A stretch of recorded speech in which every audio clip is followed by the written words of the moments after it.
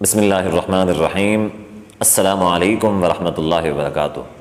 محترم ناظرین، ہر سال 12 ربیع الاول کو کچھ لوگ بلکہ اکثر لوگ نبی صلی اللہ علیہ وآلہ وسلم کی محبت، الفت اور عقیدت میں آ کے آپ صلی اللہ علیہ وآلہ وسلم کی پیدائش کو سیلیبریٹ کرتے ہیں، پیدائش کے دن کو مناتے ہیں، اور اس کو انگلش زبان کے اندر برتھ ڈے کہا جاتا ہے۔ اور یہ جو پیدائش کو منانا ہے، پیدائش کے دن کو سیلیبریٹ کرنا ہے، یہ ہمارے معاشرے پاک و ہند کے اندر یہ کوئی پرانا رواج نہیں ہے، بلکہ یہ ایک نیا رواج ہے۔ اس کو چند سال، یا آپ ایسا کہہ لیں کہ زیادہ سے زیادہ 15 سے 20 سال کا عرصہ ہوا ہے کہ یہ رواج یہاں پہ شروع ہوا ہے۔ اس سے پہلے یہاں پہ یہ چیز نہیں ہوا کرتی تھی۔ جبکہ یہ برتھ ڈے سیلیبریٹ کرنا، اس کو منانا،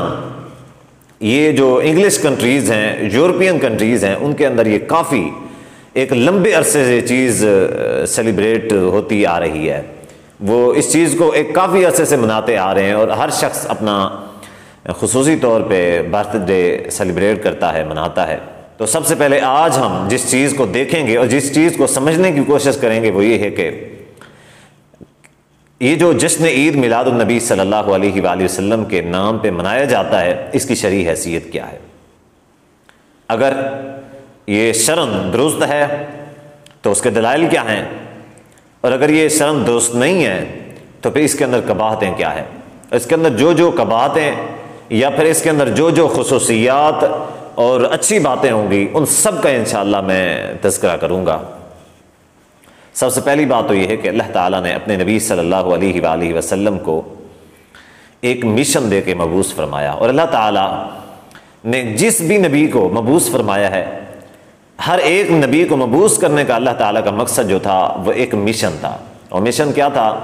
وہ اللہ تعالیٰ کی توحید کی دعوت تھی، اللہ تعالیٰ کی الوہیت اور ربوبیت، لوگوں کو شرک سے پاک کرنا، اور نبی صلی اللہ علیہ وآلہ وسلم کے ذریعے لوگوں کو دین سمجھانا تھا۔ قرآن مجید میں اللہ تعالیٰ کا ارشاد گرامی ہے، لَقَدْ كَانَ لَكُمْ فِي رَسُولِ اللَّهِ أُسْوَةٌ حَسَنَةٌ، کہ ہم نے رسول اللہ صلی اللہ علیہ وآلہ وسلم کو تمہارے لیے اسوہ حسنہ، یعنی کہ نمونہ اور آئیڈیل بنا کے بھیجا ہے۔ مطلب یہ ہے کہ ہم نے نبی صلی اللہ علیہ وآلہ وسلم کی ذات کو کاپی کرنا ہے، کون سا کام کرنا ہے اور کون سا کام نہیں کرنا، اور کون سا کام کیسے کرنا ہے، یہ سب چیزیں ہم نے نبی صلی اللہ علیہ وسلم کی ذات سے سیکھنی ہیں۔ تو آئیے، یہ جو پیدائش ہے نبی صلی اللہ علیہ وآلہ وسلم کی، جو میلاد ہے، اس حوالے سے نبی صلی اللہ علیہ وآلہ وسلم کی سیرت کا بذات خود مطالعہ کرتے ہیں کہ کیا اللہ کے نبی صلی اللہ علیہ وآلہ وسلم نے اپنے 12 ربیع الاول جو ہے اس حوالے سے کوئی چیز منائی ہے، ایسا کوئی کام کیا ہے، خوشی کا اظہار ہو یا کوئی سیلیبریشن وغیرہ کی ہے، یا 12 ربیع الاول کو نبی صلی اللہ علیہ وآلہ وسلم کیا کچھ کیا کرتے تھے۔ تو سب سے پہلی بات تو یہ ہے کہ جب دین اسلام کا ایک مجموعی طور پہ ہم مشاہدہ کرتے ہیں یا مطالعہ کرنے کی کوشش کرتے ہیں تو ہمیں ایک بات سمجھ میں آتی ہے، وہ یہ سمجھ میں آتی ہے کہ عام طور پہ اسلام کے اندر سالانہ نظام جو ہے، سالانہ طور پہ کسی چیز کو سیلیبریٹ کرنا، اس کا تصور بہت ہی کم ہے، بہت ہی کم ہے۔ آپ دیکھ لیں جیسا کہ عیدین ہیں، یا کچھ اور شاید آپ کو کوئی ایک دو چیزیں اور مل جائیں کہ جن کو سیلیبریٹ اسلام میں، اسلامی طور پہ جس چیز کو تسلیم کیا جاتا ہو وہ یہی چیزیں ہیں، کوئی زیادہ چیزیں نہیں ہیں۔ اور پیدائش جو ہے یا اس طرح کی جو عبادات یا اس طرح کی جو خصائص ہوتے ہیں اسلام کے اندر، وہ ایام کے اندر رکھے ہوتے ہیں۔ جیسا کہ آپ دیکھ لیں جمعہ کا ایام ہے، نبی صلی اللہ علیہ وسلم نے فرمایا کہ اللہ تعالیٰ نے یہ مسلمانوں کے لیے عید کا دن رکھا ہے جمعہ کا۔ تو ایام ہوتے ہیں۔ صحیح مسلم کی حدیث ہے، نبی صلی اللہ علیہ وآلہ وسلم سے سوموار کے روزے کے متعلق سوال کیا گیا، سئل رسول اللہ صلی اللہ علیہ وسلم عن صوم یوم الاثنین، کہ نبی صلی اللہ علیہ وسلم سے سوموار کے روزے کے متعلق سوال کیا گیا